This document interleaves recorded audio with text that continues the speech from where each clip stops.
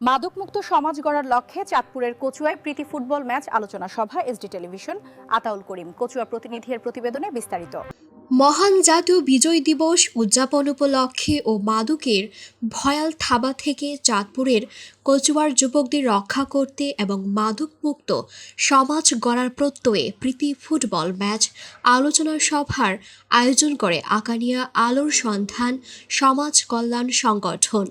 বুধবার কচুয়া উপজেলার সদর দক্ষিণ ইউনিয়নের আকানিয়া মোড়ে এলাকার যুবকদের মাদকের ভয়াল থাবা থেকে রক্ষা পেতে খেলাধুলায় মনোযোগী করার লক্ষ্যে এবং গ্রামের বয়স্ক পুরুষদের মধ্যে রশি টানাটানি খেলাসহ বিভিন্ন ধরনের ব্যতিক্রমী আয়োজন করে আলোর সন্ধান সমাজ কল্যাণ সংগঠন। খেলাধুলা শেষে আলোচনা সভায় সংগঠনের সভাপতি শাহ আলম মিয়াজের সভাপতিত্বে প্রধান অতিথি হিসাবে বক্তব্য রাখেন উপজেলার সমাজসেবা কর্মকর্তা নাহিদ ইসলাম।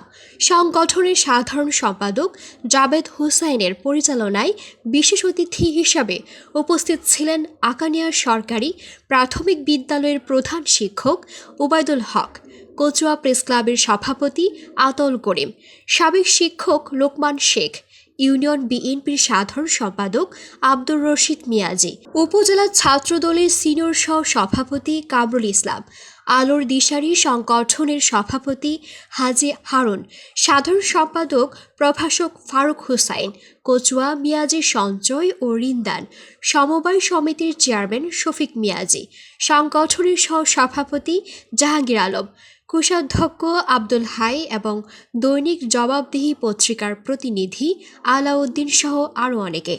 আলোচনা সভায় বক্তারা বলেন, যুব সমাজকে মাদকের ভয়াবহতা থেকে দূরে রাখতে খেলাধুলার কোনো বিকল্প নেই। এই ধরনের আয়োজন তরুণ সমাজকে সুস্থ ও সচেতন জীবনধারার দিকে এগিয়ে নিতে গুরুত্বপূর্ণ ভূমিকা রাখবে বলে তারা আশাবাদ ব্যক্ত করেন। খেলা শেষে বিজয়ী ও অংশগ্রহণকারী দলের খেলোয়াড়দের মধ্যে পুরস্কার বিতরণ করা হয়।